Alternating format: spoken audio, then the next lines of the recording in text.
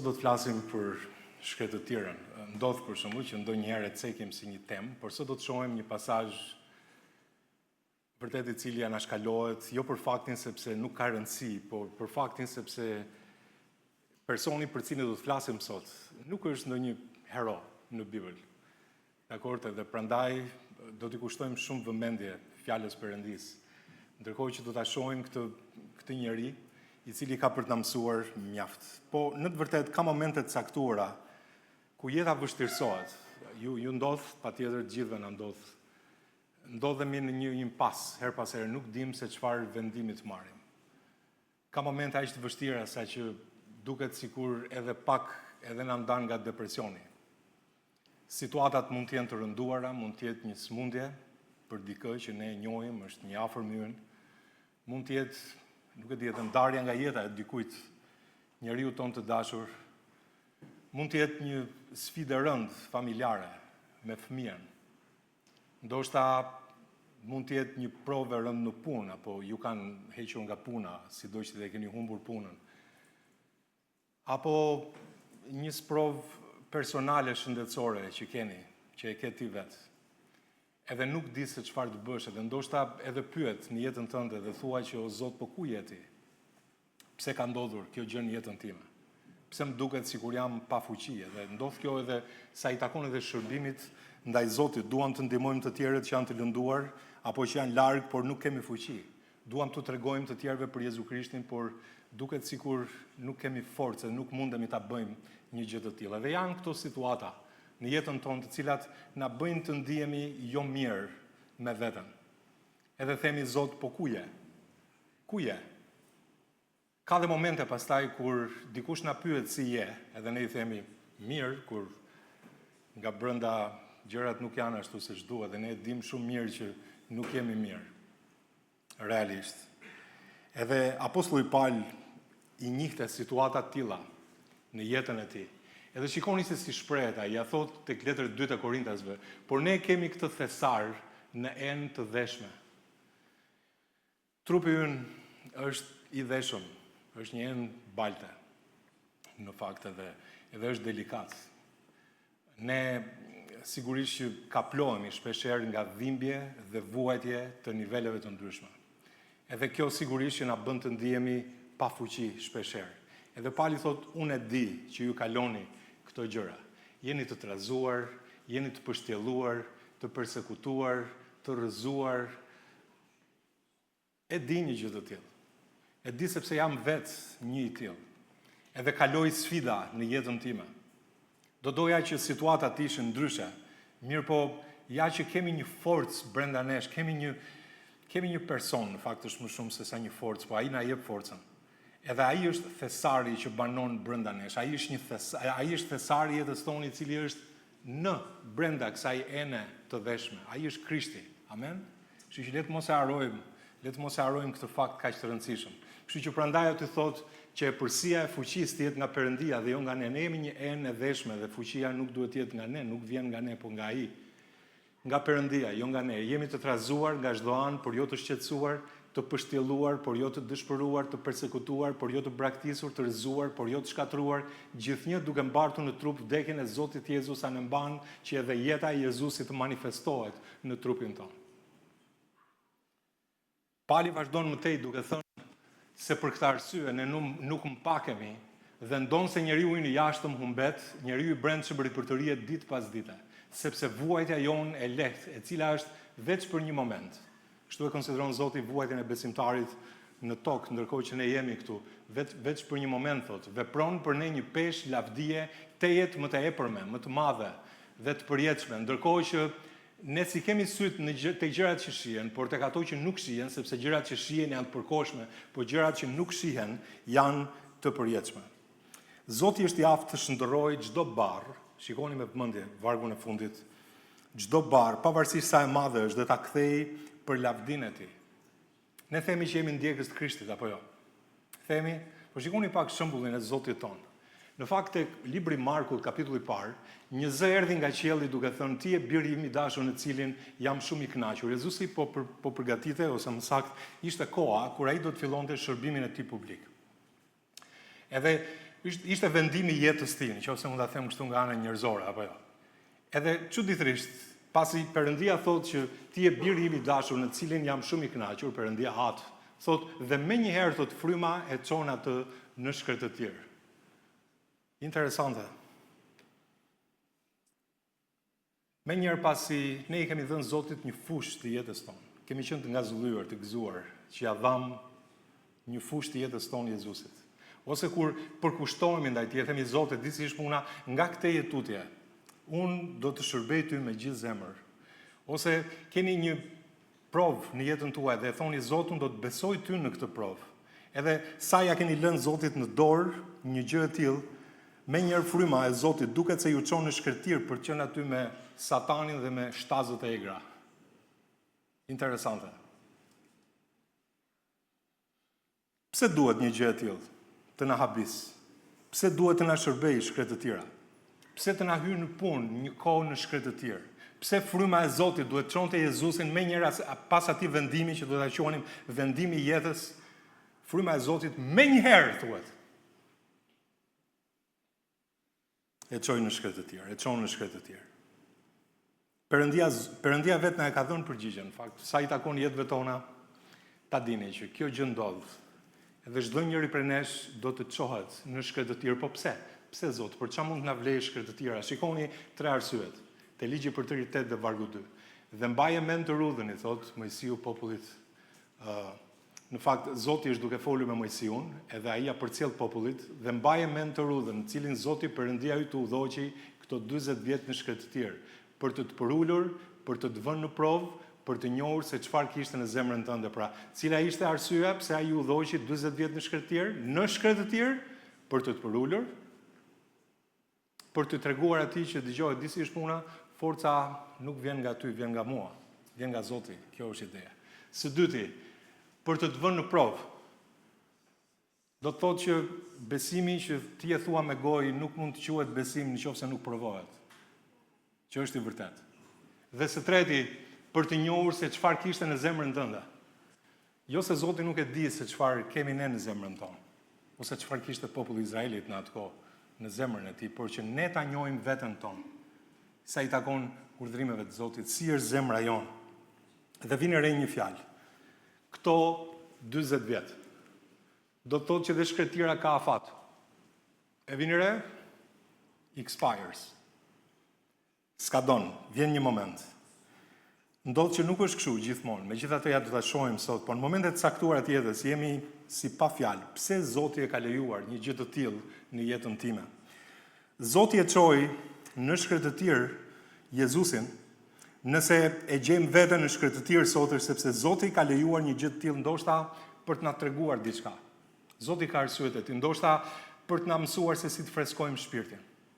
Ndoshta për të na bërë më të fortë që ne të kthehemi në betejë përsëri, më energjik në betejën për të shërbyer atij. Edhe kështu ndodhi me Zotin ton, ai hyri në shkretëtir i udhëhequr nga fryma i shenjtë i Perëndis e çoi në shkretëtir dhe shikoni si doli nga shkretëtira. Jeni dakord? Te Luka 4 thotë dhe Jezusi në fuqinë e frymës u kthye në Galile dhe fama e tij jetoi anë mban gjithë rajonit rreth e rrotull. Pra, si thua i drejtuar në shkretëtir nga fryma, nëse mund ta them kështu, edhe kur doli nga shkretëtira i fuqizuar nga fryma. Shumë e bukur është kjo. Do thotë që kështu mund të jetë edhe me ne. Shkretëtira nuk e mbajti Jezusin, e forcoi dhe kështu është edhe me ne. Ishin ato 3 tundimet, apo e mbajmë mend situatën se si ka ndodhur, po Zoti është në kontroll të gjithçkaje. Le ta kuptojmë këtë. Zoti është në kontroll edhe kur jemi në shkretëtir. Ai është në kontroll të jetës tonë, të shëndetit tonë, të punëve tona, të financave tona, të së ardhmes tonë, të familjes tonë, të punës tonë, të gjithçkaje që ne kemi dhe jemi, edhe të kishës tonë. Zoti është në kontroll. Ka patur momente në jetën tuaj kur ju ka zënë paniku për diçka s'dini si të veproni? Ndoshta e kemi hequr Zotin nga korniza, por ai është në kontroll. Askush nuk mund të na çojë në shkretëtir. Nuk ndodh pa dijenin dhe lejen e tij. Ta them edhe një herë, ai dirigjon të gjitha telat e jetëve njerëzore, edhe këtu jemi dhe ne pjesë e kësaj tabloje të madhe, por askush nuk mund të na çojë në shkretir, nuk ndodhë pa djanin dhe lejen e tij. Për shembull, shohim librin e Jobit, ai ishte në vendin e Udzit. Vendi i Udzit është një vend i shkret, në fakt pavarësisht se Zoti i kishte bekuar atë vend aty atë popull. Por problemi më i madh ishte sepse Jobi ishte zhvendosur në një shkretëtir frymërore tashmë, jo thjesht një shkretëtir fizike. Ju e dini, një njeri i cili ishte i drejtë, i ndershëm, i përsosur, që kishte frikë nga Perëndia, se mos bënte të keqen, madje ai ishte kaq i drejtë në sytë e Zotit, saqë merakosej për fëmijët e tij, se mos ata kishin bërë ndonjë gjë dhe ofronte flijime përpara Perëndisë në emër të bijve të tij, për bijtë e tij. A nuk është interesante? Edhe vjen një moment që diçka e rënd i ndodh Jobit. Edhe a mund të thoshte ai me të drejtë, Zot, ku është familja ime? Zot, ku janë fëmijët e mi? Zot, ku është pasuria ime? Zot, ku janë bagtitë e mia? Zot, pse ndodhi kjo gjë? Pse e lejove një gjë të tillë në jetën time?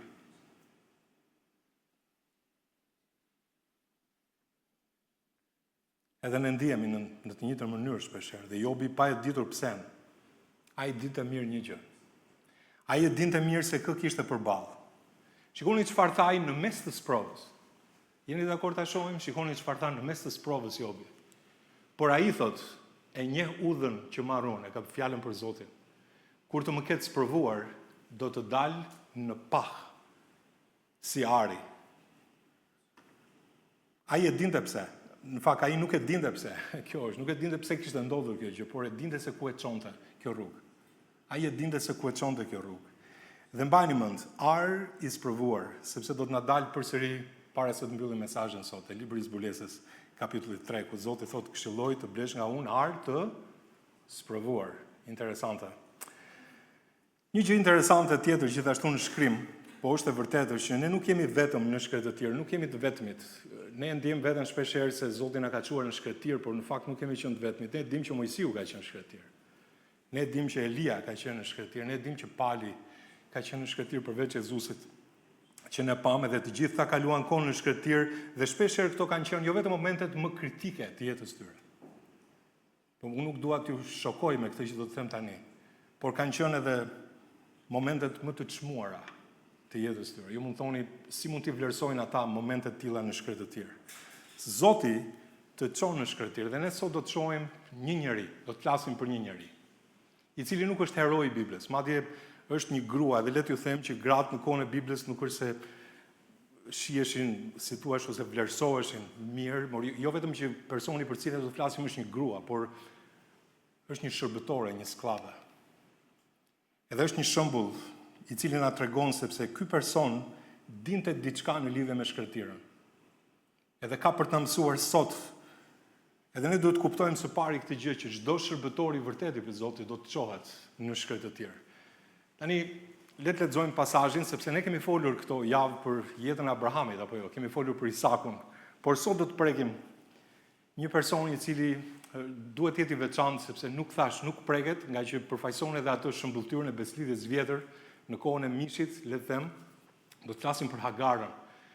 Edhe te libri i Zanafillës, kapitulli 16, ju e dini që Zoti i kishte dhënë Abrahamit një premtim, quhej Abram në atë kohë, dhe i kishte dhënë një premtim që do të ketë një pasardhje nga ana jote, të cilin unë do ta shumoj farën tënde, pra kjo është ideja.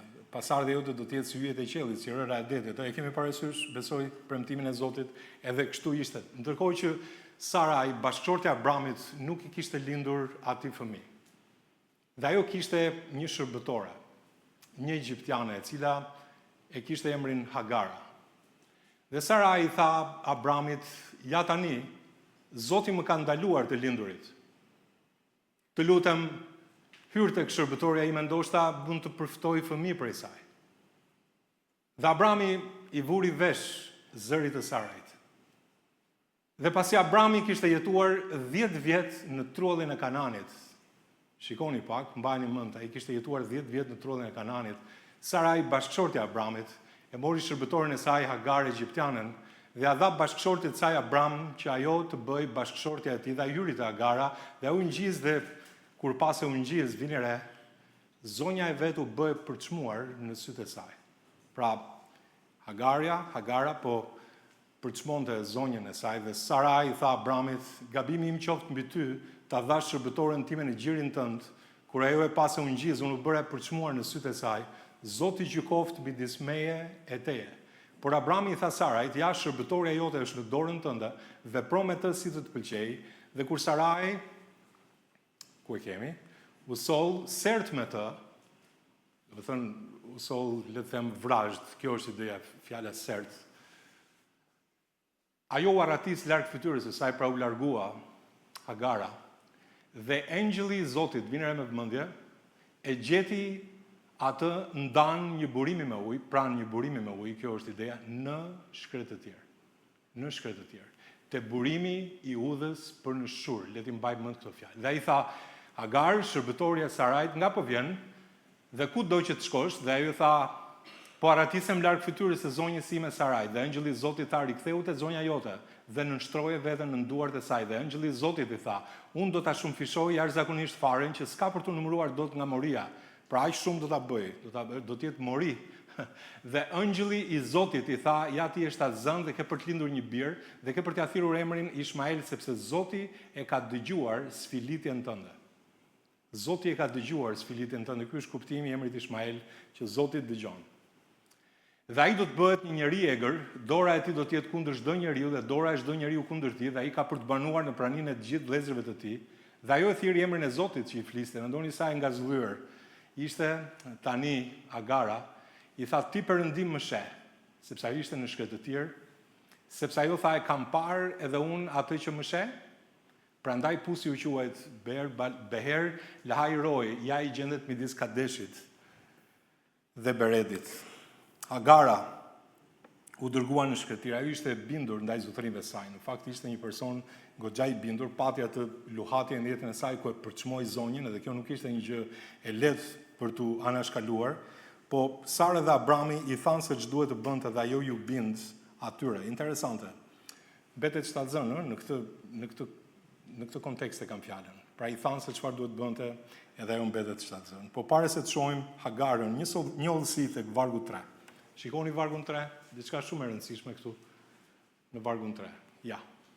Dhe mbasi Abrami kishte jetuar 10 vjet në trullin e Kananit, Sara, bashkëshortja e Abramit, e mori shërbëtorin e saj Hagar egjiptiane dhe dha bashkëshortit saj Abraham, thuhet aty, edhe ajo u ngjiz dhe vazhdon historia siç vazhdon.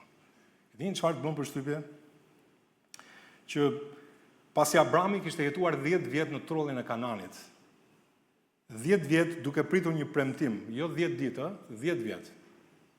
Edhe aq zgjati durimi i Abrahamit dhe i Sarës. 10 vjet. Nuk duruan dot më. Interesante. Aq zgjati durimi i tyre dhe vendosën ta ndihmonin vetë Zotin. Thanë Zoti s'po ja del dot që ta mbaj premtimin e tij. Kjo është shumë interesante këtu. Edhe ja ku nis me njëherë shkretë të tjera.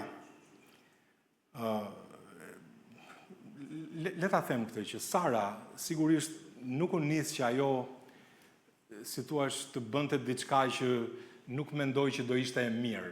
Dakor, thjesht po them këtë gjë që ajo ul të zgjidhte një problem të vërtet, por me anën e mishit. Me anën e mishit dhe jo me besim. Megjithse ajo veproi gabim tani edhe ishte padyshim diçka e mëkatshme në sytë e Zotit. Vjen re që Agara në këtë çast, pasi kishte mbetur shtatzën edhe na e thot shkrimi, u shpërblye me sjellje jo të mirë nga ana e Sarës. Ajo e përzuri, detyroi që ajo të largohej, kjo është ideja. Nuk u respektua, u përbuz dhe u largua në shkretë të tjerë. Sara, me të vërtet, u sol ashpër, ishte një sjellje ashpër e Sarës ndaj saj, edhe Agara u detyrua të ikte. Një egjiptase, pa pasur në një pjesë në premtimin që ju dha Abrahamit, me gjithë këto gjëra u përbuz, nuk u respektua, ndiheja abuzuar ndaj tyre. Po, ku po shkonte ajo? Thotë se engjëlli i Zotit, ne e lexuam pak më përpara, shikoni, engjëlli i Zotit e gjeti në shkretë të tjerë te burimi i udhës, për ku? Për në shur. Interesante, sepse fjalët e shkrimit janë vërtet e rëndësishme për të vënë re. Po ku të çon udha e shurit? Bibla vetë na e thot, shikoni ku të çon. Ja këtu kemi pasardhjen e Ishmaelit, dhe ata banonin nga Avilau deri në Shur, që ndodhet përpara kujt? Përpara Egjiptit. Tani Agara ishte egjiptiane, thot shkrimi.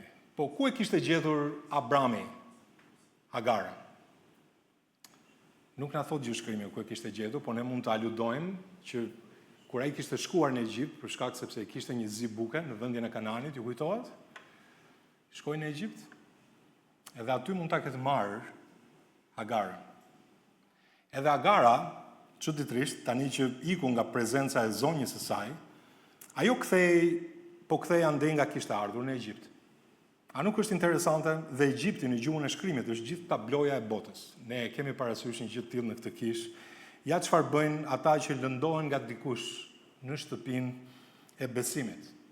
Në qoftë se dikush lëndohet ose zhgënjehet nga dikush në shtëpinë e besimit, në kishën e Zotit, ka mundësi që ai të kthehet në Egjipt, në botë. Kjo është simbolika. Opo nuk më vlerësojnë këtu, do të kthejmë tek jeta e vjetër, te shokët e vjetër, tek ajo botë që të paktën më njihte, dhe pikërisht në mes të kësaj udhe, Zoti i doli përpara, apo jo? Sepse shuri atje ishte përpara Egjiptit. Zoti del përpara Agares. Edhe i thot një mesazh. Në fakt, Zoti nuk pret sa të mbrim në Egjipt që të na kërkojë. Amen? Edhe me jetën tonë kështu ndodh. Zoti vetë i shfaqet asaj në shkretir, dhe vjen re kush i shfaqet. Kush i shfaqet Sarajt? I shfaqet Engjëlli i Zotit, thuhet në Bibël. Të gjithë ne e dimë, dhe ne kemi përmendur në studimin tonë gjatë këtyre javëve, që ajo ishte një teofani, e quajnë teologët, një shfaqje paramishëruar e Krishtit. Është Engjëlli i Perëndis, Engjëlli i Zotit. Edhe më poshtë, në pasazhin tonë e lexuam, ky Engjëll i Zotit quhet Zoti gjithashtu, sepse vetë Agara i vë emrin Zotit, i vë një emër që ne do ta shohim së bashku. Shumë interesante. Në qoftë se dikush dyshon në lidhje me këtë gjë, shikoni një dëshmitar tjetër tek libri i Eksodit. Ju kujtohet besoj tek Eksodi 3 që Mojsiu t'u shfaq Zotin në atë shkurrën që digje, po nuk konsumoi, le ta them kështu, edhe thotë dhe engjëlli i Zotit ju shfaq atij një flak zjarri nga mesi një shkurreje, dhe ai e vështroi dhe ja shkurrja digjej me zjarr, po shkurrja nuk konsumohej. Dhe Zoti e pas ai u kthye me një anë për të parë. Pra ky engjëll i Zotit quhet Zoti, quhet Perëndia. Amen. Brenda të njëjtit, le të them, pasazh. Besoj se e kemi të qartë. Tani, engjëjt janë të krijuar. Ky është engjëlli i Zotit. Edhe fjala engjëll do të thotë dukje, shfaqje.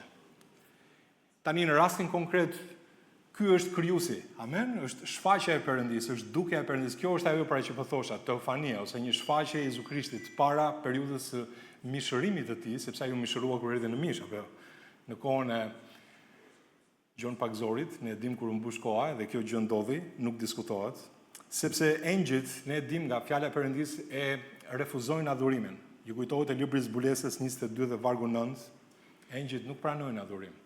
Ndërkohë që engjëlli i Zotit, i cili ky flet si Perëndi dhe mban emrin e Perëndisë. Unë jam ai që jam, amen? Më poshtë në pasazh. Është biri i Perëndisë para se të vishte mishin.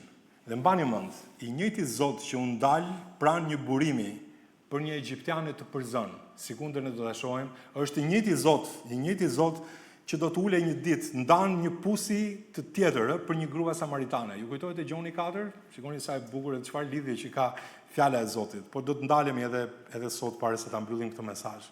Tani, shumë pak njerëz ishin atë kohë që e njihnin Agar. Nuk ishte ndonjëri shumë i njohur, nuk ishte i famshëm, por ajo dinte diçka për shkretëtirën. Zoti vet, si thua, i jep një mesazh në shkretir dhe i mëson diçka Agares. I dha një premtim, ajo kishte një plan për fëmijën e saj dhe engjëlli i Zotit i tha, unë do ta shumëfishoj jashtëzakonisht faren që s'ka për të numëruar dot nga moria, dhe engjëlli i Zotit i tha, ja ti je atë zën dhe ke për të lindur një bir dhe ke për ta thirrur emrin Ishmael, sepse Zoti e ka dëgjuar sfilitjen tënde. Pra Zoti dëgjon. Zoti kishte dëgjuar dhimbjen e saj. Zoti kishte dëgjuar të qarën e saj. e kishte parë nevojën e saj. Shikoni në vargun 11. Ku e kemi vargun 11? Dhe engjëlli i Zotit ti je shtatzën dhe ke për lindur një birë dhe ke për t'ia thirrur emrin e Ishmael, sepse Zoti e ka dëgjuar. Zoti e ka dëgjuar sfilitjen tënde. Edhe shikoni në vargun 13 dhe 14. Jo vetëm që Zoti dëgjon, sipas asaj që kemi në pasazh, por në vargjet 13 dhe 14 ajo thirrri emrin e Zotit që i fliste. Ti Perëndi më sheh. Ai i vuri një emër Perëndis. E tha, ti Perëndi më sheh. Sepse ajo tha, e kam parë edhe unë atë që më sheh. Kush është ai? Është Zoti, amen? E kam parë edhe unë, prandaj pusi u quajt Ber Lahai Roi, ja i gjendet midis Kadeshit dhe Beredit. Domethënë, Zoti jo vetëm që dëgjon, por Zoti shikon. Zoti dëgjon, Zoti shikon. Edhe ky është mësimi që Sara mësoi, por i vuri një emër atij pusi, Ber Lahai Roi. Ber do të thotë pus, Lahai do të thotë ai që jeton, ai që është i gjallë, ai që jeton, ky është kuptimi, dhe Roi është ai që më sheh. Do të thënë nëse ju mund ta përktheni të këtë shprehje të gjithë, do të ishte pusi atij që jeton dhe më sheh. Pusi atij që jeton dhe më sheh. Ishte ai emër që ajo e mësoi në shkretëtir. Dhe megjithse e përzun në shkretëtir, Zoti e dërgoi atje dhe ajo mësoi se Zoti të shikon dhe të dëgjon edhe në shkretëtir. Zoti të shikon dhe të dëgjon edhe në shkretëtir. Edhe Zoti e di se çfarë problemi ka dikush edhe kur është në shkretëtir, ajo mësoi diçka, prandaj e quajti ashtu pusin. Në hyrjen që ne bëm sot në mesazhin e sotshëm, thamë që ne gjendemi shpeshherë në sfida nga më të ndryshmet deri afër në depresion. Këto janë shkretëtirat e jetës tonë. Ndihemi totalisht të pafuqishëm për të bërë ndonjë gjë, të trembur, të hutuar, si pa shpresë, si pa kuptim duket jeta jonë dhe nuk kuptojmë pse Zoti ka lejuar gjëra të tilla. Je lutur dhe të duket sikur nuk ka asgjë aty, një thatësirë e vërtet. Një kohë e shkret. Edhe thua Zot, po si është puna? Duket që nuk e ke atë intimitet që duhet kisha në marrëdhënie me Zotin. Ne si inxhinier, për shembull ata që janë inxhinier, themi, për shembull, diku ka ndodhur një shkputje aty. Me siguri ka diçka që është kputur aty në mes, por Zoti gjithmonë na dëgjon dhe na shikon, madje edhe në shkretëtir. Zoti i dërgon shërbëtorët e tij në shkretëtir, pavarësisht se e rënd mund të duket kjo, por aty ai sheh dhërimin ton dhe Agara e mësoi se Zoti e shikon, e dëgjon në shkretëtir. Edhe ky është edhe kuptimi i emrit Ishmael, në fakt, që Zoti më dëgjoi. Edhe sa herë ajo i thriste emrin djalit saj, në mbrëmje, në mëngjes i kujtoi jo dhimbja në fakt, sepse Zoti e ktheu dhimbjen në një të vërtet, e ktheu në një emër që ajo do ta thriste çdo ditë, që Zoti dëgjon. Zoti dëgjon. Po çfarë bëri Zoti me Agarën? Shikoni në vargun 8 dhe 9. Dhe ai tha Hagar, shërbëtorja e Sarajit, nga po vjen? Dhe ku do që të shkosh? Dhe ajo tha, po aratisem larg fytyrës së zonjës sime, Sarajit. Dhe engjëlli i Zotit i tha, riktheu tek zonja jote dhe nënshtroje veten nën duart e saj. Kjo është e fortë dhe e çuditshme. Interesant. Po në një farë kuptimi, edhe ajo vetë kishte përçmuar zonjën e saj. Apo jo? Edhe Zoti është ai që është. Zoti është i drejtë. Edhe i thot, nga po shkon? Çfarë po bën? Ku po shkon? Nga po vjen? Edhe ajo thot, po aratisem, po iki. Thot, riktheu. Edhe Sara mund të kishte luajtur, Agara mund të kishte luajtur rolin e viktimës, thoshte. Mund të kthehem te Sara, ajo është e keqe. Unë po vuaj këtu për shkak të saj, ajo ka bërë këtë gjë, më ka përbuzur, ajo është e tillë, është e atill. Shohim që Agara nuk e bën një gjë të tillë. Por ajo u bind, u kthye tek ai person me cilin e kishte problemin. Sara padyshim që u sol keq, me arrogancë ndaj Agarës, kjo nuk diskutohet. A mos ndoshta ky pasazh të jep përshtypjen sikur Agara e fali Sarën për shkak se Zoti i kërkoi që ajo të bindej. Nuk thuhet në pasazh një gjë të tillë, po edhe megjithëse nuk thuhet se Sara gjithashtu, nuk thuhet gjithashtu që Sara vendosi të njëjtën marrëdhënie siç ishte më përpara me Agarën, edhe kjo të bën përshtypje gjithashtu. Por Agara nga ana tjetër kishte ndjenja, kishte emocione, ashtu siç kemi edhe ne. Edhe ajo, ndërkohë që do të kthej, kishte frikë dhe unë jam i bindur për këtë, sepse nëse një shërbëtor largohej nga zotrinjt e tij, në atë kohë mundësia ishte që ai edhe të goditej, të rrihej për atë vepër që kishte bërë. Edhe më keq mund të ishte. Pa ajo zgjodhi që t'i bindej Zotit pavarësisht pasojave. Zoti tha, ktheu tek zonja jote. Ktheu. Edhe një nga gjërat që mësojmë në lidhje me Agarën është se ajo ishte bindur ndaj Sarajt, gruas së zotërisë së saj. Ama ishte bindur ndaj Zotit gjithashtu, sepse ajo u kthye. U kthye sepse Ishmaelin nuk e lindi në shkretir. Jemi dakord, domethënë nëse dikush e ka ndonjë pyetje, lexoni dhe Zanafillin 21 do ta gjeni Agarën në shpinën e Abrahamit. Nuk diskutohet. Zoti shikon dhimbjen, Zoti e di kur të tjerët abuzojnë me ne, kupton trishtimin ton, vuajtjet tona, i dëgjon të njëjtat thashë theme që dikush bën për ne, madje dëgjon më shumë se sa ne dëgjojmë ndonjëherë për veten ton, që të tjerët mund të thonë. Por për Agarën mjaftonte kjo, fakti që e dinte që Zoti e pa dhe e dëgjoi, i dha fuqi asaj që të çojë nga shkretëtira dhe të kthehej te zotrinjtë e saj. Secili për nesh do të kalojë kohë në shkretëtir. Pyetja është si do të përgjigjemi? Si do të përgjigjemi? Ose më saktë le ta them edhe kështu, për çfarë jemi në shkretëtir? Se ka edhe një arsye tjetër pse mund të jemi ne në shkretëtir, për shkak të kokëforcisë tonë. Për shkak të rebelimit. Edhe luajmë rolin e viktimës, edhe kemi shkuar në shkretëtir për shkak të problemit që ne kemi vetë.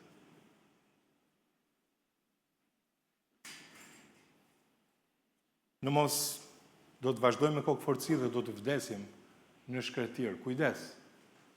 Po së dyti, çdo shërbëtor i vërtet duhet të mësojë të lulëzojë në shkretëtir dhe të pijë nga burimet e Zotit. Shikoni diçka shumë të bukur sepse e dini çfarë? Agara pi ujë nga burimet e Zotit, ne do ta shohim. Edhe në shkretëtir Zoti e takon Agarën, siguroi për të burimet në shkretëtir, siguroi një vend ku ai mund të takohej me Agarën. Mirpo kjo nuk ishte eksperjenca e fundit e Agarës në shkretëtir.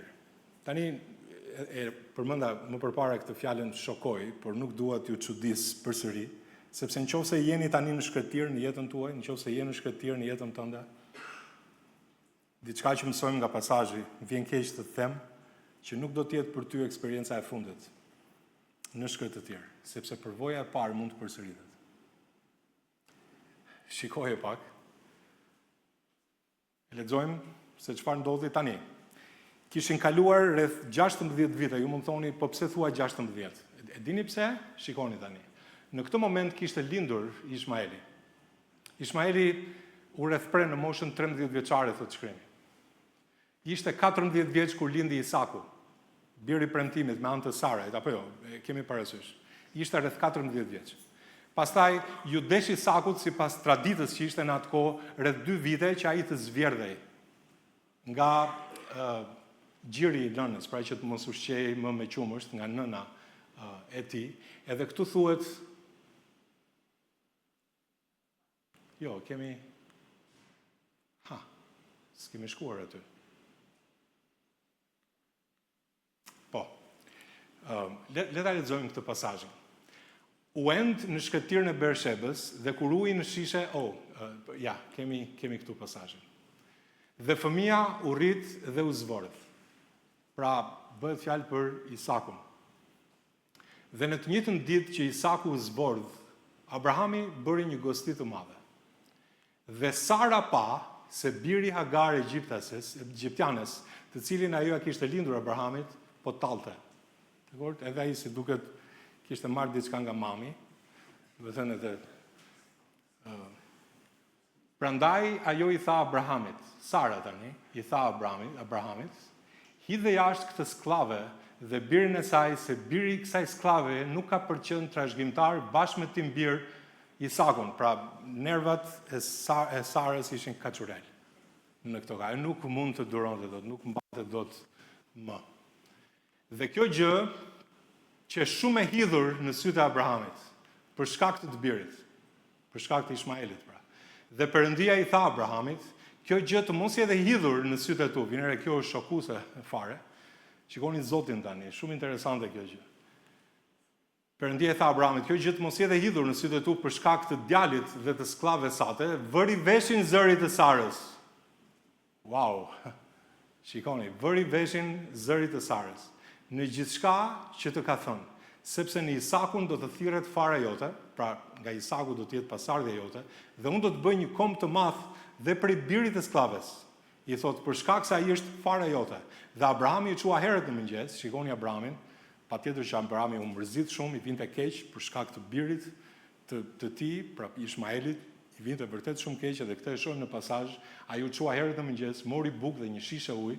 Fjala shishe këtu është nuk është shishe prej qelçi siç ne mendojmë, është calik ose një lloj kaceku, le të them në formën e një shishe, ishte prej lëkure, zakonisht lëkure dhije ose dele që mbaj në kran, mbushe me ujë dhe kur lëvizje e mbaje me vete, thjesht për të pasur idenë se çfarë ishte. Edhe thot, ja dha Hagarës duke ja vënë ato në supë dhe i nisi larg bashkë me fëmijën, pra bukë dhe ujë. I nisi larg bashkë me fëmijën, larg. Dhe ajo u largua, u endë në shkretëtirën e Bershetës. Në shkretëtirë. Dhe kur uji në shishe u harxhua, ajo e hodhi fëmijën në një prej shkurrave. Shikoni me vëmendje, është një moment shumë i dhimbshëm. Edhe thot, ajo shkoi dhe ul matan përballë tij në një largësi sa një goditje me hark, sepse thoshte, mos ta shoh vdekjen e fëmijës. Dhe ai ul përballë tij dhe ngriti zërin dhe qau. Dhe Perëndia e dëgjoi zërin e djalit dhe ëngjëlli i Perëndisë e thiri Agarës nga qielli dhe i tha, çfarë ke Agar, mos ki frikë, sepse Perëndia ka dëgjuar zërin e djalit prej aty ku është. Çau ngrije djalin dhe mbaje për dorë, sepse unë do ta bëj atë një kom të madh. Dhe Perëndia e hapi asaj syt dhe ajo pa një pus me ujë dhe shkoi e mbushi shishen me ujë dhe e dha djalit të pinte. Dhe Perëndia ishte me djalin, ai u rrit dhe banoi në shkretir dhe u bar këtar, dhe ai banonte në shkretirën e Paranit dhe ëma mori një bashkëshorte për të nga trulli i Egjiptit. Kjo është historia që ne lexojmë këtu. Po Sara kishte lindur Isakun në këtë kohë. Ajo që të bën përshtypje, sikundër e thashë unë, është që nga shkretëtira e parë e Agarës deri tek shkretëtira e dytë kishin kaluar rreth 17 vjet. 16 ose 17. Duke pas parasysh kohën kur u zvordh Isaku, jemi të qartë duke ndjekur kronologjinë. Nëse dikush ka pyetje për vargjet, mund të më pyesi pas shërbesës ja tregoj se si del kjo gjë. Por rreth 17 vite nga shkretira e parë deri tek shkretira e dytë. 17 vite distancë. Agara është përsëri në shkretir. Ajo u qua atje. U dërgua atje. Çfarë na kujton kjo? Na kujton pak shembull që kemi para, edhe me Jezusin kështu ndodhi, për shembull, fryma e çoi në shkretëtir. Pa ju dërguar në shkretëtir vinë re. Agara këtu e lexuam bashk me dijenin e plot të Zotit dhe me lejen e tij. Abrahami u trishtua, u nis, i dha bukë, i dha ujë, nuk kaloi shumë kohë, pasi u largua Abrahami, edhe uji mbaroi. Edhe Agara dhe Ismaili janë shumë të dëshpëruar. Ismaili është shumë pranë vdekjes, Agara e la atë poshtë një ferre, një kaçube. Edhe në vargun 15 dhe 16 është një pamje e dhimbshme, e trishtueshme. Mendoni pak, nuk ka ujë edhe ajo e lë birin e saj poshtë një shkurre, edhe largohet sa distanca e një hedhjes, një harku, se hedh një shigjete, kështu thuhet, një goditje me hark, sepse thoshte mos ta shoh vdekjen e fëmijës. Dhe ai ul përballë tij dhe ngriti zërin dhe qau. Si mund ta ngushëllosh një njerëz të tillë? Çfarë, nëse ti do të ishe aty pranë? Çfarë do t'i thoshe këtij njeriu? Çfarë do t'i thoshe Agarës? Çfarë do t'i thoje? Si do ta ngushëlloje? Cilat do të ishin fjalët që do të dilin nga goja? Çfarë fjalësh mund t'i thoshe? A do të kishte ndonjë ngushëllim për të? Në fakt, Agara ishte tronditur. Ajo tha që unë të mos shoh degën e djalit, unë do ta lë larg. Dhe shkoi aty dhe po qante. Nuk duron dot, fëmia i vetëm i saj është duke vdekur. Dhimbje e thellë. Ne do të mendonim që ajo do të mbante mend Perëndin që të shikon dhe të dëgjon në shkret të tjerë. E ne do të mendonim, po, Agara, po, ti sikur e ke kaluar njërë këtë gjë? Agara, po, ti i ke bërë 8 mësimet e dishipullizimit. Ti duhet të dish këto gjëra. Le të mos nxitohemi ta gjykojmë Agarën, sepse kështu jemi ne me të tjerët kur ata kalojnë një provë ose një traumë të rëndë në jetën e tyre. Duhet të kemi kujdes. Po çfarë inkurajimi, ngushëllimi mund të japësh? Shpeshherë është shumë e vështirë. Ndonjëherë inkurajimi më i mirë është të mos flasësh fare, thjesht ti je prezent aty. Pranë një njeriu i cili ka një sfidë kaq të rëndë. Edhe Agara i dinte këto gjëra, pa diskutim, po ajo është e tronditur, nuk e mbante mend Perëndin që dëgjon dhe shikon në shkretëtir. Ajo nuk e mbante mend. Keni qenë ndonjëherë në një situatë të tillë të ngjashme, nuk e them eksaktësisht si kjo, por të ngjashme, kur askush nuk mund të bëjë ndonjë gjë për ju, kur askush nuk ka një këshill, edhe nuk e kupton dhimbjen që mund të keni. Nëse je prind dhe ke një fëmijë i cili është sëmurë rënd për një kohë të gjatë, mund ta kuptosh më mirë se si ndjej Agara. Djali i saj ishte gati për të vdekur, s'kishte asnjëri pranë saj, dhe nuk është çështja sa dim për ta ngushëlluar apo njohuria që kemi. Personi në rastin konkret ishte shumë i tronditur dhe Zoti të ndihmoj një herë, ai do të ndihmoj përsëri. A mund t'i thuhet një personi të tillë një gjë e tillë? Çfarë ngushëllimi mund të japësh? S'dim se çfarë të bëjmë, mirë po Zoti erdhi përsëri për Agarën, dëgjoi zërin e saj, ndërsa ajo qante. Ai dëgjoi zërin e djalit gjithashtu. Jo vetëm që dëgjoi qarjen e Agarës, po ai dëgjoi zërin e djalit ndërsa qante. I flet me emër Agarës, siguroi për nevojën që kishte edhe për të ardhmen e saj. Në kohën më të dëshpëruar për të, Zoti siguroi. Shikoni vargun 17, unë kam shkëputur për ta parë në mënyrë të veçantë, dhe Perëndia dëgjoi zërin e djalit, dhe engjëlli i Perëndisë i thiri Agarës, që nga qielli, dhe i tha: "Çfarë ke Agar? Mos ke frikë, sepse Perëndia ja ka dëgjuar zërin djalit prej aty ku është." Edhe Agara dhe Ishmaeli nuk u larguan asnjëherë nga shkretëtira. Shikoni pak. Në vargun 20-21, kjo është shumë interesante, është një tablo vërtet e çuditshme, por e vërtet. Dhe Perëndia ishte me djalin. Mbajini mend këtë, Perëndia ishte me djalin. Ai u rrit dhe banoi në shkretir dhe u bar këtar, dhe ai banonte në shkretirën e Paranit. Dhe ëma mori një bashkëshorte për të nga trulli i Egjiptit, dhe jetuan aty dhe pasardhësit e tyre jetojnë edhe sot. Dhe dini çfarë mësoi Agara? Një gjë shumë interesante. Ajo mësoi të lulëzonte në shkretir dhe të pinte nga burimet e Perëndisë. Kjo nuk është thjesht një shprehje e bukur, është një premtim i shkruar. Dëgjoni profetin, shikoni fjalën që ai përdor. Kjo është diçka e veçantë shumë tek libri i profetit Isaiahu, kapitulli 35 dhe vargu i parë, thotë: "Shkretira dhe vendi vetmuar kanë për të gëzuar për ta, shkretëtira do të ngazëllohet dhe do të lulëzojë si trëndafili." Jo që shkretira do të zhduket, pa jo vetë do të lulëzoj, thuhet. Shikoni këtu, dhe Zoti nuk pret që të dalë njeriu nga rëra që ta bekoj. Ai e bën rërën vendin ku çelin trëndafilat, për shembull. Zoti mund ta bëjë një gjë të tillë. Shumë interesante. Edhe po si duket njeriu që lulëzon në thatësirë? Jeremia na e pikturon si mund duket një njeri i cili lulëzon në thatësirë. I bekuar është njeriu që e vë besimin tek Zoti dhe shpresa e cilit është Zoti, se ai ka për të qenë si një pemë e mbëltuar ndan ujrave, që i përhap rrënjët e veta ndan lumit, që nuk ka për të parë kur të vi vapa, por gjetja vet ka për të qenë e gjelbër, ai s'ka për të merakosur në vitin e thatësirës, ashtu sikur e lexojmë, as nuk do të pushojë së prodhuari fryt. Pra vapa vjen, thecira vjen, pema nuk i shmang dot këto gjëra, por ja që i ka rrënjët tek uji kjo pema këtu, që po shohim ne. Prandaj gjetja mbetet e gjelbër dhe fryti nuk i ndalet. Ja çfarë do të thotë të lulëzosh në shkretëtir. Jo të kursehesh nga thatësira, por të lullëzor sepse i ka rënjë tek burimi. Kjo është ajo. Le t'ju tregoj për një grua, unë do ta lexoj këtë, e cila i mbajti rënjët tek uji gjatë një thatësire 20 vjeçare. Mund të shikoni edhe online, mund ta gjeni këtë. Mund të lexoni dhe libra gjithashtu. Quhet Amy Carmichael. Ai ishte një irlandeze që shkoi misionare në Indi në vitin 1895. Nuk u kthye kurrë për natë dhe. 50 vjet pas një pushim. Nxori nga tempujt në Indi pra, qindra vajza që ishin dedikuar për prostitucion fetar. Fëmijët e thërisnin thjesht ama, që do të thotë nën. Në 24 tetor 1931, ndërsa po shihte një ndërtim, ra në një grop, theu këmbën, nxori nga vendi kyçin dhe nuk eci më kurrë si më parë.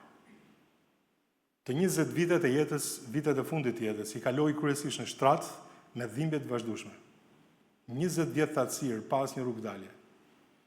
E megjithatë nga i shtrat ajo vazhdoi ta drejtonte gjithë misionin dhe nga i shtrat shkroi shumicën e librave të saj, libra që lexohen ende sot në mban botës. Dhe njërin prej tyre, mendojeni pak këtë, e pagzoi një trëndafil nga ferra. Interesant.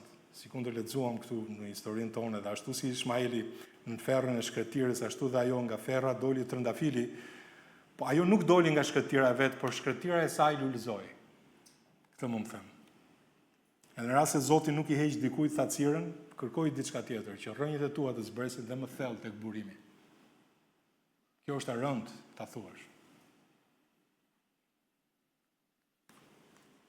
Dhe Perëndia ja hapi syt, ja hapi asaj syt, dhe ajo pa një pus me ujë, dhe shkoi e mbushi shishen me ujë dhe i dha djalit të pinte. Agara mësoi të jetonte atje, të gjente burimet e ujit për të mbijetuar. Në shkretëtir. Edhe ne do të kalojmë në për shkretëtir, kjo është një vërtet më shumë se sa një herë gjatë jetës tonë. Le të përpiqemi të gjejmë aty burimet e Perëndisë. Disave prej nesh, Zoti do të na kërkojë që të jetojmë në shkretëtir 40 ditë, ndoshta. Ndoshta disave, Zoti do t'u kërkojë që të qëndrojnë në shkretëtir për një kohë, siç ndodhi me Jobin. Disa të tjerëve, Zoti mund t'u kërkojë të qëndrojnë në shkretëtir edhe më gjatë.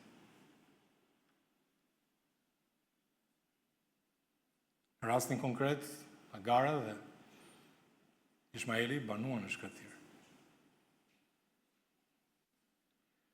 Por le ta them këtë që askush të mos dalë sot me përshtypjen se jeta e krishterë është vetëm rërë, vetëm shkretëtir. Të lutem, mos e mendoj. Njëti bari që na çon në shkretëtir, na çon dhe në kullota, me barë të njumë. Psalmi 23:2 thot, ai më bën të shtrihem në kullota të gjelbra, më udhëheq pranë ujrave që të qeta. Në vargun 4 thuhet, po dhe nëse eci përmes luginës hijes vdekjes, nuk do të kem frikë nga asnjë e keqe, sepse ti je me mua. Ti je me mua. Ju kujtohet aty, Perëndia ishte me djaloshin. Ti je me mua, shufra jote dhe shkopi yt më ngushëllojnë. Bariu nuk e çon kopen në lugin për ta lënë atje, po për ta çuar në anën tjetër. E duhet jemi shumë mirë njohë Zotit. Ai njeh dhe luginën, po dhe kullotën. Dhe shkretirën, po dhe kullotën. Zoti ynë. Duhet ta pranojmë ftesën e Perëndisë shumë shkurt për të na çuar në shkretirë. Dini çfarë bën përshtypjen në këtë pasazh, sepse Agara mund të kishte menduar, shiko. Sara është e keqe, ajo duhet të jetë në shkretirë. Pse unë? Ajo më përbuzi, abuzoi me mua, ajo duhet të shkojë në shkretirë. Jo unë. Çuditërisht, Zoti çoi Agar në shkretirë. A nuk është interesante? Agara shkoi, u bind, kjo ishte prova e saj, po ndoshta duhet mësonte diçka që nuk e dinte. Dhe Agara mund të mendonte edhe kështu. Sara më çoi në shkretirë. Sara e ka fajin. Ajo më çoi mua në shkretëtir. Në fakt, vëllezër motra të dashur, në fakt, ishte Perëndia që e bëri gjithë. Ju kujtohet, i tha Abram, dëgjoje zërin e Sarës, gruas sate, për Agar. Kjo është shokuese. Vërtet. Askush nuk mund të na çojë në shkëtir pa lejen dhe dijenin e Zotit. Lutem, le ta mësojmë këtë gjë sot, nëse do të mësojmë asgjë tjetër. Askush nuk mund të na çojë në shkëtir pa lejen e Zotit. Pyetja është, si reagojmë ne kur gjendemi në shkëtir? A ankohemi si viktima, sa i mirë që jam? Filani u sol kështu, prandaj unë jam në shkëtir, ai bëri këtë gjë, prandaj unë jam në shkëtir, ajo bëri këtë gjë, prandaj unë gjendem në këtë, dhe gjithmonë vetëm ankohemi viktima, ndërkohë që themi Zoti mbase ka diçka për mua, ndoshta ai do të mësoj diçka. Zoti e di pse jam unë në shkëtir. Ndoshta ai do që unë të dëgjoj zërin e tij, ndoshta do të mësoj diçka, ndoshta duhet të më përul, sikundër e tham. Ndoshta duhet të më sprovoj që të vër në provë besimin te ligji për të ritet. Ndoshta duhet të më tregoj se si jam unë në jetën time, sepse unë gjithmonë them sa i mirë që jam, sa i ndershëm që jam, sa i Zoti që jam i tillë dhe jam i atill. Dakor, Zoti do të na provoj për të na nxjerrë nga zemra atë që në të vërtetë jemi. Edhe shpeshherë Zoti na çon në shkëtir, edhe a mund të dëgjojmë atje zërin e tij? Po le të jemi të sinqertë, edhe nëse themi unë jam viktim, edhe viktima ka ca mësime për të mësuar. Nëse konsideron veten tillë. Padyshim s'duhet të jemi si Agar, të harrojmë Zotin, të zhytemi në dëshpërinë dhe themi kësaj radhe s'ka rrugë shpëtimi. Dhe Perëndia dëgjoi zërin e djalit dhe angjëlli i Perëndisë e thiri Agarës dhe nga qielli dhe i tha: "Çfarë ke Agar? Çfarë ke Agar? Mos ki frikë, sepse Perëndia ja ka dëgjuar zërin e djalit prej nga aty kur. Çfarë ke Agar? Çfarë nuk shkon? Çfarë ke? Po mirë, Zotja nuk shikon? Zotja nuk dëgjon në shkëtir? Si mund ta pyes Agarën, Agar çfarë ke?" Ju kujtohet, Zoti bën, kjo ishte në fakt për të mirën e Agarës, e dini pse? Në fakt Zoti shpeshherë në Bibël ne gjejmë se ka ca pyetje që na duken çuditshme. Për shembull, Adam ku je? Sikur Zoti nuk e dinte ku ishte Adami. Në fakt Adami ishte, Zoti kishte radarin hapur, dakor? Kështu që Adami ishte në ekranin e radarit Zotit 24/7. Apo ju kujtohet historinë me të verbrin e Jerikos? Jezusi e takon edhe I thot, çfarë dëshiron të bëj për ty? Po Jezus, a mund t'i thuash një të verbrit çfarë mund të bëj për ty? Edhe ky verbri, interesant, nuk I tha Jezusit, unë jam mizerabël fare, unë jam kot, unë nuk shikoj nga syt, unë jam në këtë situatë dhe unë po vuaj, unë kam kaq vite, askush nuk më vare, nuk kujdeset për mua, nuk I tha gjëra të tilla Jezusit. Po dini çfarë I tha? Ai pranoi nevojën e tij. Edhe I tha Jezusit, Zot, dua të shikoj përsëri. Të më rikthehet shikimi. Ai pranoi nevojën. Dhe e mori. Edhe Zoti bën Agarës një të pyetje dhe dini pse Zoti e bëri një gjë të tillë, sepse Agara është njësoj si ne, ai si po kalon, përgjigjja që ne kemi shpeshherë mirë jam, edhe nga brenda po nxjerrim gjakë. Jemi të qiar. Kur në fakt nuk jemi mirë dhe kemi nevojë për ndihmë. Le ta pranojmë që kemi nevojë për ndihmë.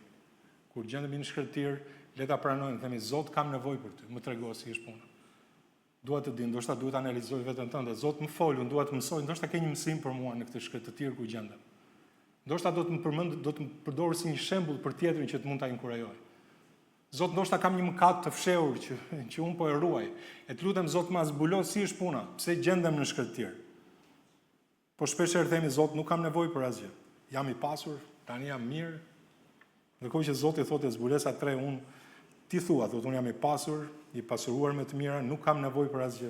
Dhe Zoti thotë nuk e di që I gjor, I ngrat, I varfër, I verbër, I lakuriq, të këshilloj të blesh nga ur art të sprovuar me zjarr, që të mund të jesh I pasur dhe petka të bardha, që të mund të vishesh, e të mos duket turpi lakurisi sate, dhe vajosi sytë tu me kolir që të mund të shohësh. Përfundimi I kësaj është I le të pranojmë nevojën që kemi. Dhe ne kemi shumë nevojë për Zotin, vëllezër motra. Një nga arsyet pse Zoti na çon në shkëtir, një nga arsyet, përveç se që do të na rrisë të na sprovojë është, një nga arsyet është që ne të kuptojmë sa nevojë kemi për Zotin. i cili shikon dhe dëgjon në shkretëtir. Ndoshta ke nevojë për lutje, për të kaluar kohë me Zotin, për një këshill ndoshta e ngurcuar përpara Zotit nga mëkati. Shikoni çfarë i thot Zoti Agarit, "Çohu ngrihet djalin, baje për dorë, sepse unë do ta bëj një komb të madh." Edhe Zoti nuk e qortoi Agarin këtu, si në rastin e parë që i tha, "Ktheu tek zonja e saj, tek zonja jote." Nuk e qortoi, por këtu pati hir dhe mëshirë dhe Zoti arrin ta prek atë me hirin dhe mëshirën e tij. Ai e kupton nevojën tonë dhe di për çka kemi nevojë. Në rastin e parë, ajo kishte nevojë dhe për një qortim, për shkak se kishte përbuzur zonjën e saj. Në rastin tani që ne po e shohim historinë, Zoti e kuptoi që ajo kishte nevojë për ngushëllim. Kishte nevojë për ndihmë. Ai është bariu, ai njeh nevojat tona. Ai që është i parregullt ka nevojë për qortim, ai që është i dobët ka nevojë për ndihmë, ai që është zemërlëshuar ka nevojë për ngushëllim. Zoti është bariu. Ai e din nevojën. Mos ngushëllo një që është i parregullt, se do të inkurajohet. Ai ka nevojë për qortim. Mirë, do të thënë, e kemi nga Bibla. Edhe këtu interesante diçka shumë të rëndësishme thotë, dhe Perëndia e hapi syt dhe ajo pa një pus me ujë dhe shkoi e mbushi shishen me ujë dhe ja dha djalit që të pinte. Tani nuk thuhet që Zoti e krijoi pusin. Po çfarë thuhet? Që pusi ishte aty, Zoti thjesht e hapi syt. Zoti e hapi syt. Ajo ishte kaq e turbulluar në jetën e saj, edhe pa pusin me ujë. Pusi ishte gjithmonë atje. Është e bukur me jetën tonë gjithashtu kur unë u shpëtova.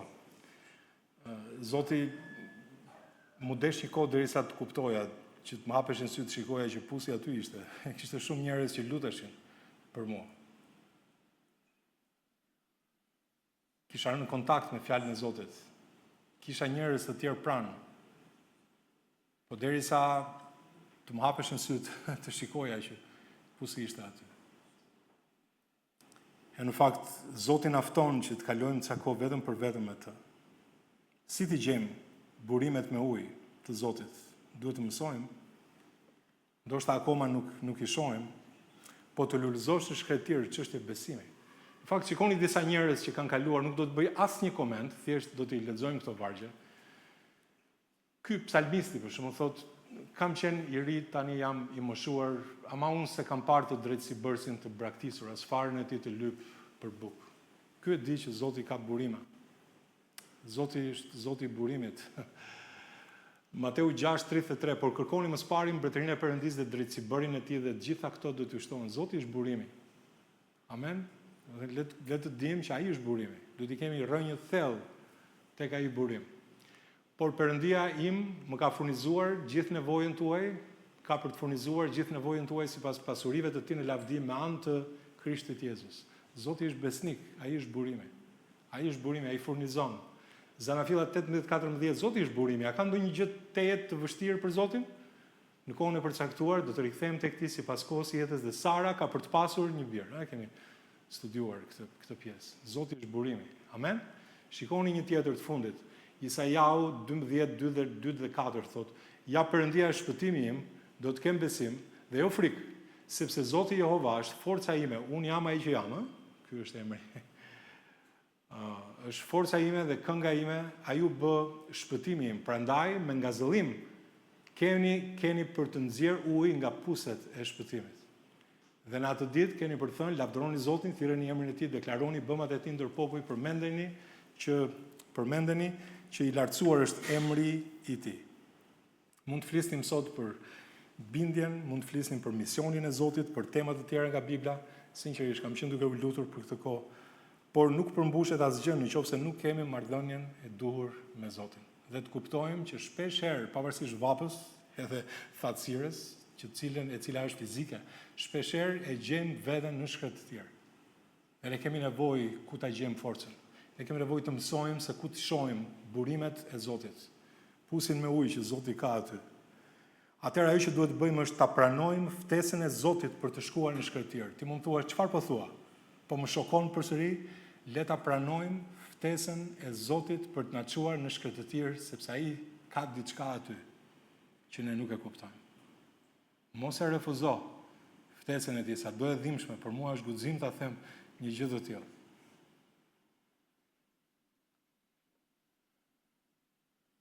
Ndoshta aty do të mësojmë se sa nevojë kemi për Zotin, sepse kemi qenë të shkëputur. Edhe Zoti thotë, a do të kuptosh sa nevojë që ke për mua?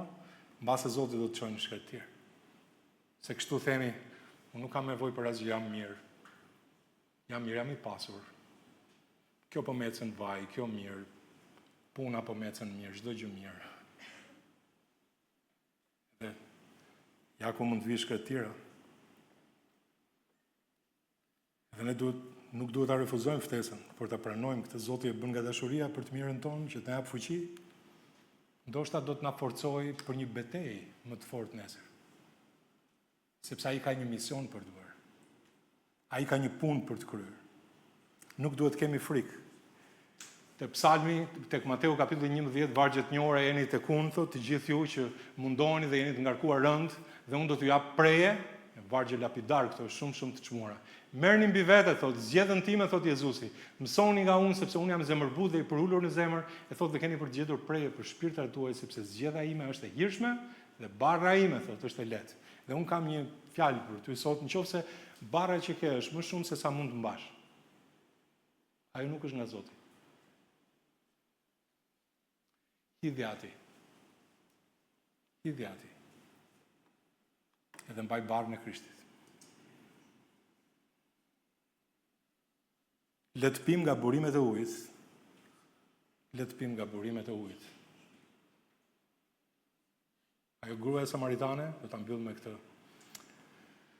I kishte humbur besimin e saj tek njerëzit, tek burrat, kishte 5 burra, ku lexojmë atë histori aty na duket e çuditshme. Ajo kishte nevojë të ngopej me një ujë që nuk shteron kur. Në fakt, Zoti e thotë aty te Gjoni 4:14, thotë kushdo që pi nga ky ujë që unë do t'i jap, nuk ka për të pasur kurrëtie, por uji që do t'i jap unë ka për të qenë brenda tij pus uji që gurron në jetë përjetshme. I njëjti Zot që unë dal pranë burimit për agarën në shkëtir, unë dal pranë pusit për samaritanën.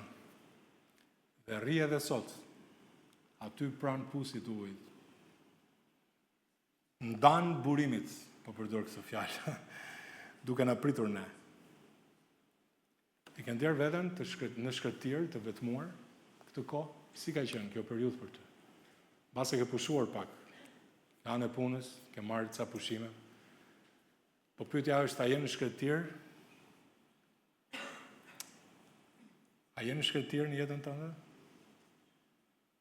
Apo jo, ndoshta është periudha ku Zoti të çon në kullot, do të jesh mirënjohës për këtë kohë. Po ndoshta je në shkëtir, e thua Zoti, çfarë ke për mua? Mund të më mësosh? Ndoshta duhet gjej burimin e ujit aty. Ndoshta duhet që rrënjët t'i çojë edhe më thellë tek burimi, që të lulëzoj edhe në shkëtir, të të besoj ty edhe në këtë thatësirë kaq të madhe. Zot, ti je burimi. Ti je burimi. Dhe Zoti mund të bëjë që rëra të lulëzojnë, ne e pam tek profeti Isaia, një gjë të tillë. Dhe fundit fare, vargu i fundit. Psalmisti, në vargun 71 të Psalmit 119, tha, për mua është mirë që u sfilida, që u pikllova, që u mërzita, që u shqetësova. Mendoni pak, a mund të kënaqet një njeri me këtë? Është absurde ta lexosh këtë varg. Pse? Që të mund të mësoja statutet e tua. Zoti na një mirë se si jemi dhe shpeshherë për të na mësuar disa gjëra, ne duhet të sfilitemi, të pikëllohemi. Është e rëndë ta thuash një gjë të tillë. Është e rëndë të thuash që unë do të pranoj ftesën e Zotit për në shkëtir. Le të mos harrojmë këtë gjë. Zoti dëgjon dhe shikon edhe në shkëtir. Bekimi vjen. Zoti është i madh. Koha për të shkuar në bregun tjetër është duke ardhur. Edhe pak na duhet, oqeani i turbuar do të pushoj një ditë. Edhe Zoti do të na çojë në tokën tjetër. Jeruzalemi qiellor. Edhe pak.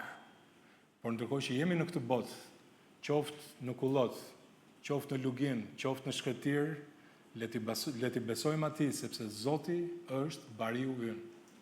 Asgjë nuk do të na mungojë. Ai na çon në kullota me bartë e njom, ai e bën shkretëtirën të lulëzojë.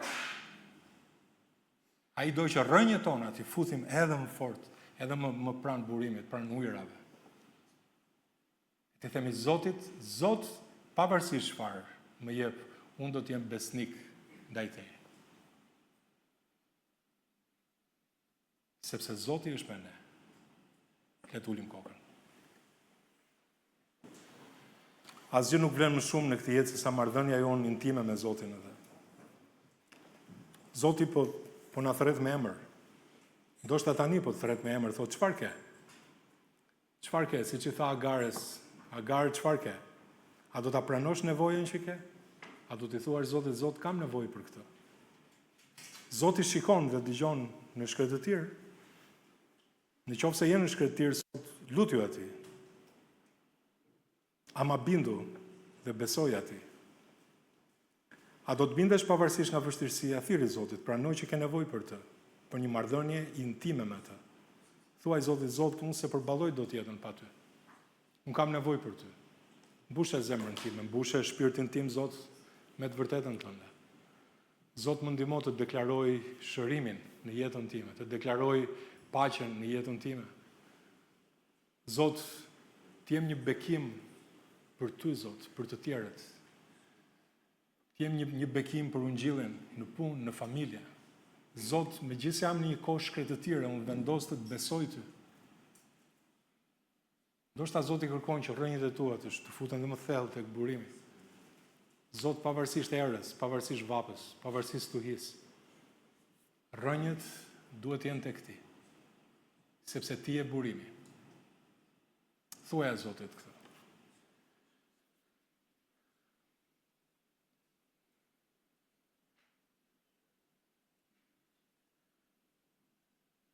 Atë Perëndi, faleminderit për fjalën tënde, faleminderit për këtë mundësi që kemi të mësojmë dhe të dorëzojmë jetën ty.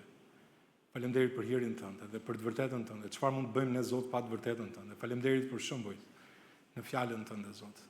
Faleminderit që ti je besnik. Edhe pak, Zot, edhe ti do të vish. Faleminderit për premtimet e tua. Ndërkohë, në kohë që jetojmë në këtë botë sot, le të jemi besnik, Zot. Sepse dhimbja, vuajtja, trishtimi është vetëm një çast krahasuar me përjetësinë. Është vetëm një moment. Zot, po atë barë që kemi, ti mund ta shndrosh në një peshë të pamas, të përjetshme, lavdie. Zot, na përdor në këto sfidat e vogla që kemi në këtë botë njerëzore. Dhe nuk ka asgjë të pamundur për ty, Zot. Në vend që ti bie murit me kokë, le ta kalojmë atë mur me fuqinë tënde. Zot, me ty, thot, Davidi mund të kaloj një aradha. Me ty, Zot, mund të mposhtë ushtri. Zot, faleminderit për fjalën tënde. Zot, ndryshoj zemrat tona sot e në vazhdim. Ndërkohë që shtatori na mbledh të gjithëve, Zot, me atë zemrën që ty të pëlqen. Të rendim sepse kemi punë për të bërë, si një kish, për të dhënë ty lavdinë që ty të takon, Zot. Unë të dua dhe lutem në emrin tënd, Zot Jezus,